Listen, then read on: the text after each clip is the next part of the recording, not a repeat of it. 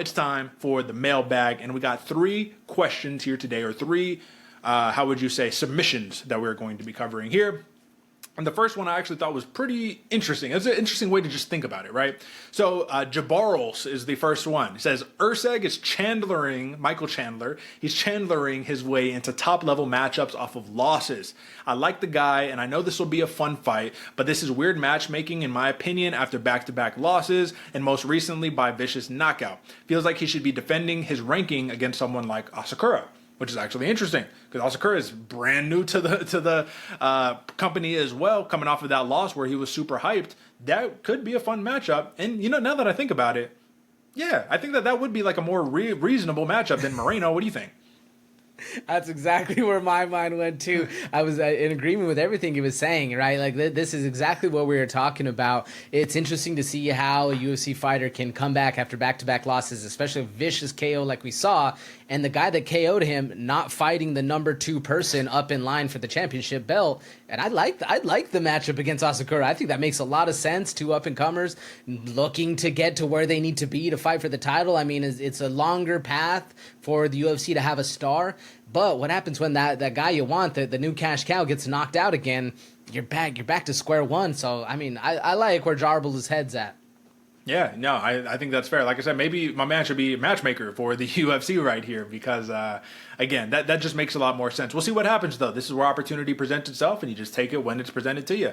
I think he had even said, I think Urseg was like, hey, listen, this is a scary fight, bro. In Mexico City against a guy I've watched forever, it scares me, but like, yo, I'm down. Let's do it. I'm going to take that with both hands. Like, let's rock. So, respect. All right, man. Next one. Asuna09.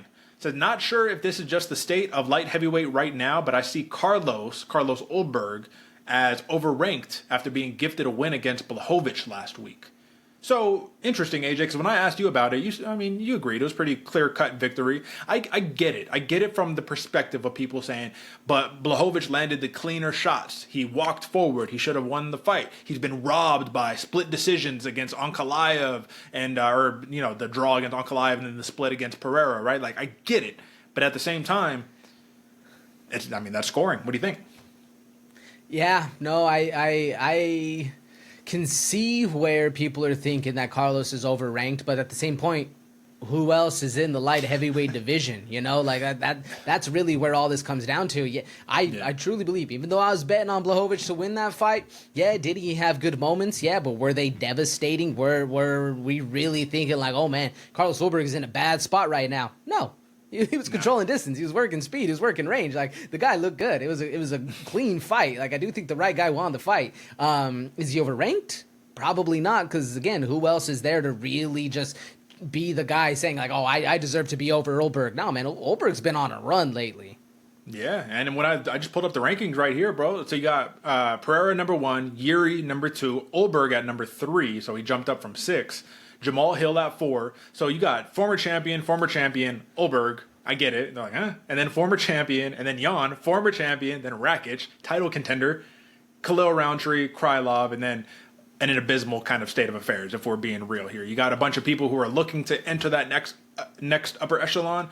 I think what you're just seeing is stagnation in divisions, man. Especially if you can't hold down the belt, it becomes this rigmarole of just like revolving door, guys that have already beat each other. It holds up divisions, literally. It makes it weird because you're like, why am I watching a rematch after rematch after rematch? But yeah, maybe this is just okay. So let's just entertain that part.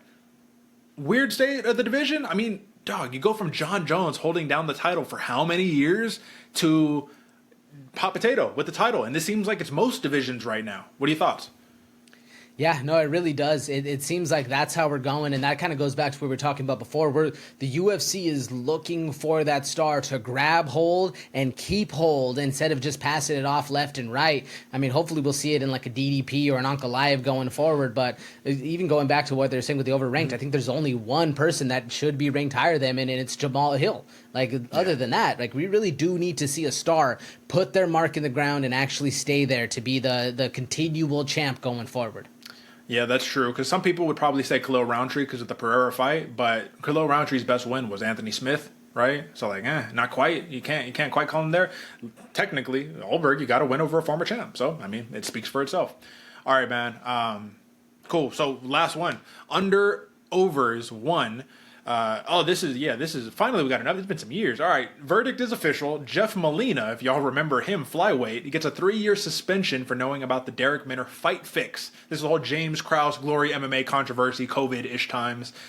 Says Piotr Jan fought on 2 bad knees and won without mentioning it before the fight. Molina wasn't guaranteed to win that bet just because Minner was hurt. Sleazy books are just salty. Someone in the public got info before they did for once. Interesting take right here. This is a pure gambling take. Just saying like, yo, at the end of the day, Molina probably shouldn't get a 36-month suspension, retroactive, of course, but shouldn't get this crazy suspension based on what his testimony was. Actually, I was reading a post that he put, and I don't know, who knows, man. This is just what he put down. But he's like, listen, I bet under $500 on this thing, dude. You know what I mean? Like, y'all are acting like I'm making millions, insider trading, all of that. Like, this is a pretty minor offense.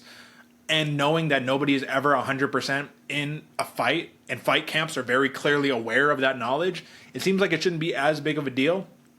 So before you give me the answer to this one, or your take on this one, I also want to put in, he made a pretty ridiculous comparison, but there is some merit here. He says, Conor McGregor can post his bet slips every week, and nobody bats an eye. But I do my little whatever, and it's this is a double standard, more or less. What is your thoughts on this? When you're the top guy in the face of the organization, you can do what you want. You know, you're the Connor, you're McNuggets. Yeah, you can go out and you can do X number of crazy things, and people aren't going to bat an eye because that's how much star power he is. But I do agree with you, Derek. I think this is pittance to what could be out there, to what could be going on behind the scenes. I don't think he should get a massive suspension from this one. This is one of those where you knew what was going on. It'd be shame on you to not bet that way. You know what I'm saying? It's one of those. If I get information, I'm about it. That's what we're running with. Mm-hmm. Should this be some kind of big insider scoop? No, not really. I mean, is it not cool? Yeah, but does it happen all the time? Yeah. Yeah, it's tough, man. Because if you're like a 12-12 fighter, you know what I mean? Yeah, you're gonna try to have a side gig. You know what I mean? How much are you making per year? Think about it. You get 1, 2, 3 fights a year. You'd be better off just a regular retail job or something. You know what I mean? You'd be in the same ballpark at least. I get punched in your face for it. But I don't know, man. My biggest concern here is that Jeff Molina has had this scrutiny and technically still part of the roster, but it's like, what happens to him? You know what I mean? Do you ever recover? Can you recover from something like this happening in your career? Can you ever say, I'm confident Jeff Molina will be a top 10 contender after all is said and done?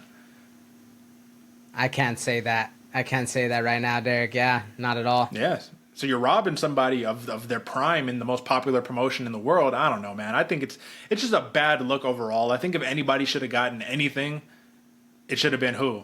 Minner, because I think Minner bet on himself or something like that, and he couldn't do it. I don't even know if the rules were officially in place when this happened, though. That's the thing. Oh, actually, no, I take it back. He had actually put also, I just thought of this. He said that he's only guilty of one thing.